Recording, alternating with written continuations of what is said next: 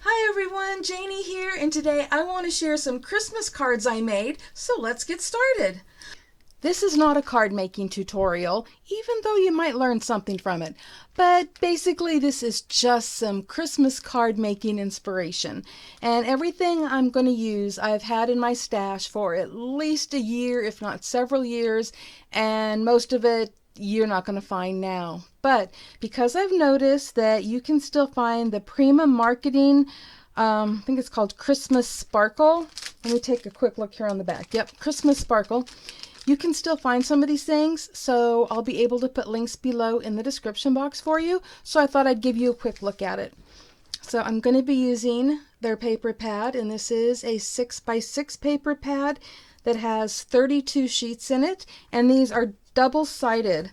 So you get your choices on what you want to use. There are several of each, which is really nice, and there are a variety of ways to use them. Like these would be great if you were doing a 6x6 card, but I'm going to show you how to use it in other ways. And so this is basically, I'm trying to flip through it really quickly here for you, but it's beautiful double-sided paper. My only disappointment is that it was called Christmas Sparkle and there is not an ounce of sparkle in this. So little disappointment there. And this is the matching chipboard stickers, and I'm not sure if I'm going to be using these or not, but they're really beautiful and I probably will use one or two of those, and I might be using some of the flowers as well. And I'm going to be doing a lot of die cutting. If you don't have a die cutting machine, these are things you can just do with your scissors. And here are some other products that I'm going to be using.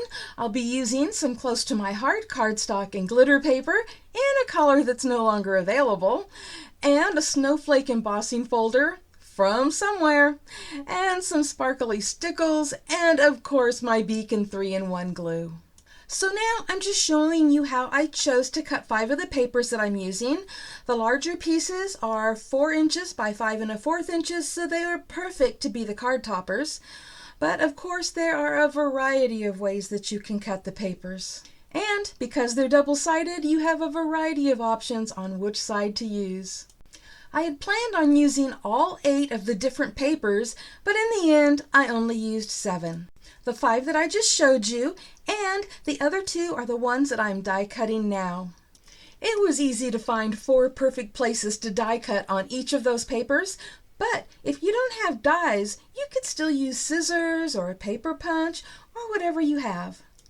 And depending on the paper you use, you might even find space for more die cuts. I'm just sharing what I did to inspire you to come up with ideas of your own. And also, I want to share a tip with you in case you haven't already learned this from one of my other videos. This paper saving technique is one of my favorites so that I don't waste expensive papers like the glitter paper. So what I like to do is die cut other shapes from the part of the paper that will not be seen because it will be hidden under the next layer and no one will ever know. And here are the 12 cards that I made using the products I shared with you earlier in this video. On some of them I used the chipboard embellishments, and on some of them I strategically used stickles on certain parts of the cards, such as a couple of flowers or a bell or angel wings. I just thought that that little pop of sparkle here and there really looks beautiful. Oh, and on a couple of them I used the flowers. And I definitely used a lot of that glitter paper because I love sparkly things, don't you? So I originally planned to only do 4 or 5 cards, maybe 6.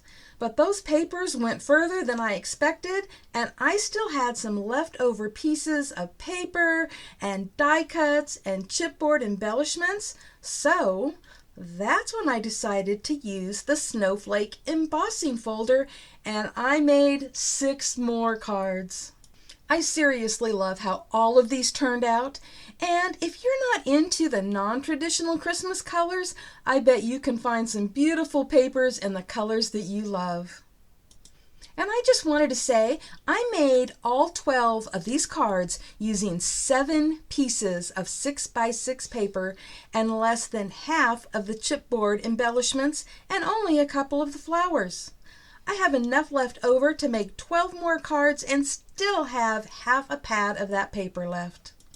So whether you're making Christmas cards or any other card, I hope that this has given you some ideas for card making and for making your paper go farther. Happy crafting, everyone. Bye-bye.